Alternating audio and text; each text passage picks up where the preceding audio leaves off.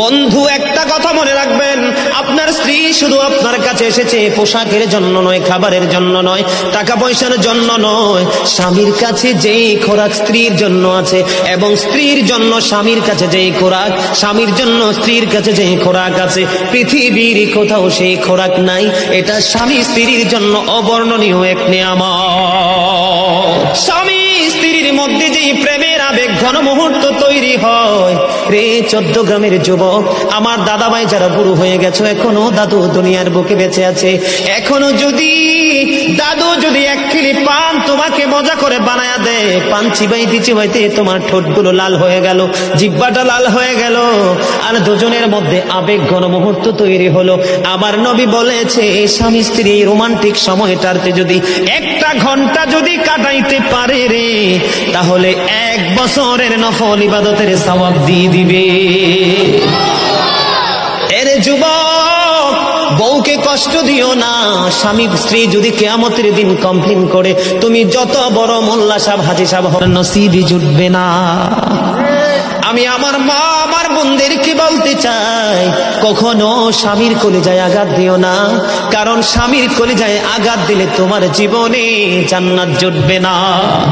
বন্ধুরে আমার, আমি আমার নবীর জীবন থেকে যদি আপনাদেরকে আরেকটা এক্সাম্পল দেই বন্ধু, এখন আমি আমাদের দেশে স্বামী স্ত্রীর মধ্যে গলদ আছে না নাই? বর্তমান সমাজের যুবক যুবতী, নববধূ নবদম্পতি যারা স্বামী স্ত্রী, তাদের মধ্যে ম্যাক্সিমামই কলহ আছে না নাই? বন্ধুরে আমার, সাহাবী একজন, তার নাম হলো আব্দুল্লাহ। আমার দিকে তাকান, স্বামী তার স্ত্রীর কাছে আসে না, স্ত্রী তার স্বামীর কাছে আসে না। আমার ওয়াজগুলো এমন টপিকস আকারে ছোট ছোট কোট করে বন্ধু, বিরক্ত হন? একটু আওয়াজ দরকার আছে না? এগুলো বাস্তবতার দরকার আছে না নাই?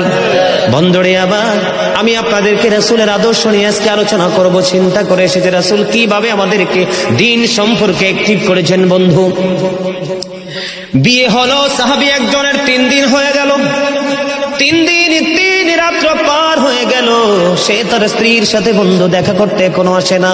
চুরিও করে না, মদও খায় না, গাঁজাও খায় না, ইয়াও করে, নেশাগ্রস্ত না। সে নামাজ পড়ে, শুধু রোজা করে আল্লাহকে ডাকে, আল্লাহর গোলামি করতেছে। দেখতে দেখতে দেখতে দেখতে বন্ধু 3 দিন 3 রাত্র পার হয়ে গেল। 3 দিন 3 রাত্র পার হয়ে যাওয়ার পরে এবার বন্ধু কি করলেন? আমার নবী ওই ছেলের বাবা বন্ধু পুত্রবধূর কাছে আসলেন। পুত্রবধূর কাছ থেকে তার ভালো মন্দ জানার জন্য এসে ডাক দিলেন বৌমাকে। বৌমা সালাম দিলেন। সালাম দেওয়ার পরে এবার ওনার পুত্র সম্পর্কে যখন জিজ্ঞেস করলো, এবার স্ত্রী একটা ডাক দিয়ে বলল, শ্বশুরকে ডেকে বলতেছে, বাবা গো, আপনার ছেলে অত্যন্ত নম্র, অত্যন্ত ভদ্র, অত্যন্ত পরেশগার, অত্যন্ত সুচরিত্রের অধিকারী, উত্তম চরিত্রের অধিকারী। বাবা, বিয়ে হয়েছে, কবুল বলে শরীয়তের আইনে বেদে আমাকে ঘরে তুলে নিয়ে এসেছে। আজকে 3 দিন পার হয়ে গেল গো, এখনো পর্যন্ত আমি আপনার ছেলেকে দেখতে পাইনি।